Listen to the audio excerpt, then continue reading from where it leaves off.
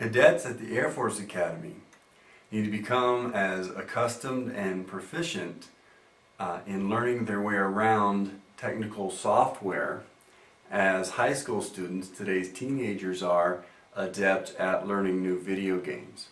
In Calculus 3, it is possible to work every problem that you're going to come to the old-fashioned way with pencil and paper, and you certainly need to be able to do that, to be proficient solving problems with pencil and paper.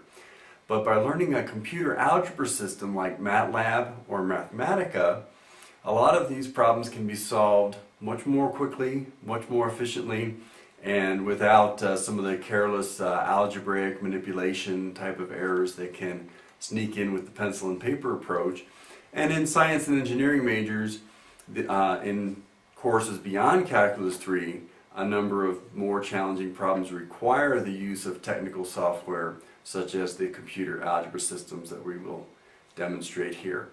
I'm going to be making a number of videos teaching you how to use Matlab to solve Calculus 3 homework type problems, and Captain Rufa will be making a series of videos instructing in the use of Mathematica for cadets who prefer that system.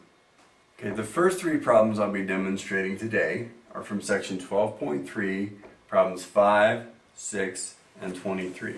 And problem 5 is a simple dot product where the task is to find the dot product of two vectors A and B, where vector A is 4, 1, 1/4, and vector B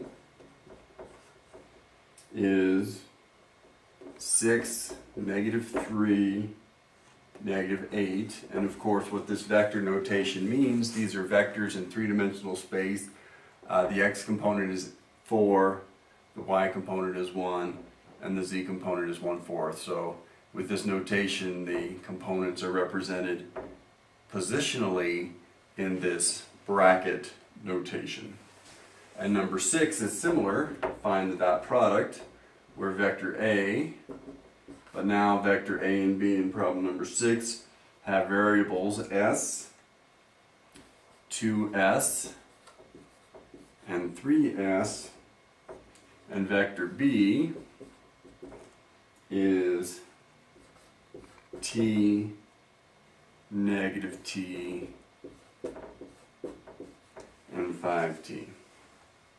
And we're not working the whole of number 23, we're just going to work 23 number A to give you a feeling for it. And on problem number 23, it asks, so this is part A, and it's to determine whether or not the given vectors are orthogonal, parallel, or neither. And the two vectors are, so I'm going to put perpendicular, parallel, or neither as the question. And so vector A, and this is a vector, so when writing a vector either in your notebook with pencil and paper on the board, we write an arrow over it to denote that it's a vector. So vector A is -5, 3, 7, and vector B is 6, -8, and 2. And the strategy to see if they are perpendicular, well, if two vectors are perpendicular, then the dot product is 0. If two vectors are parallel, then the cross product is 0. And if they are neither, then neither the dot product or the cross product is 0. So the strategy here is to compute A dot B, and if that's 0, they're perpendicular, to compute the cross product, A cross B, and if that's 0, they're parallel, and if neither one is 0, then they're neither parallel nor perpendicular. So in the next few minutes in solving these three problems, we're going to use Matlab to compute some dot products and some cross products to answer the questions that are raised in these three exercises. So now we've got the Matlab command window on the screen, and it's simply a matter of entering a short sequence of commands to compute the necessary dot products. So there's always notation issues in a computer algebra system. So we simply set vector A, and the way you denote a vector in Matlab is by using the square type bracket. So for problem number 5, A is 4, 1, 1/4, and B is a vector, and it's equal to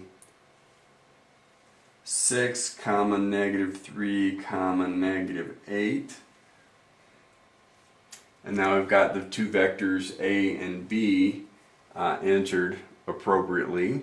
And then we can simply let vector C be equal to the dot product of A and B.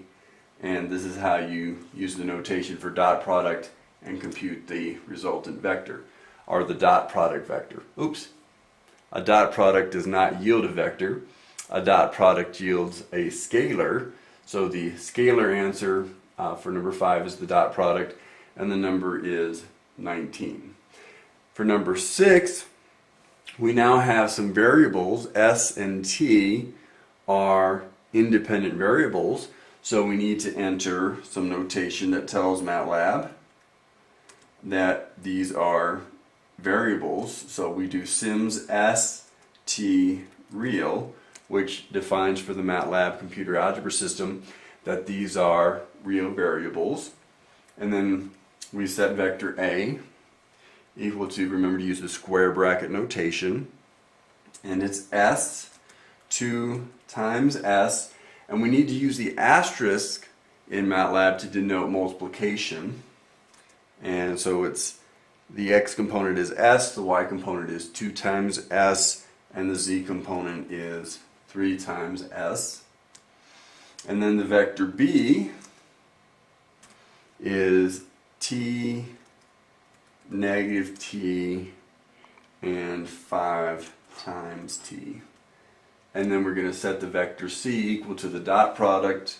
C is equal to the dot product of A and B. So if we did that out by hand, we would see that it's 14 times S times T, and Matlab gives us the answer for the dot product as well. Alright, so now we can move on to number 23. Number 23, we want to determine whether or not the two vectors are orthogonal, parallel, or neither. And in 23a, vector A is equal to -5, 3, 7, and vector B is equal to 6, -8, 2.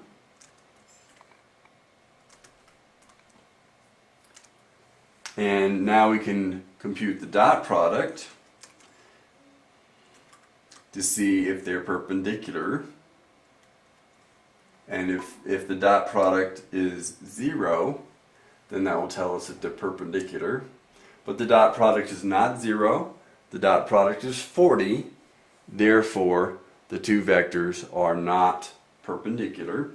And then we can use the cross product, and let's call the cross product, let's put it into D. So this is going to be a vector, and the notation is simply cross A, B,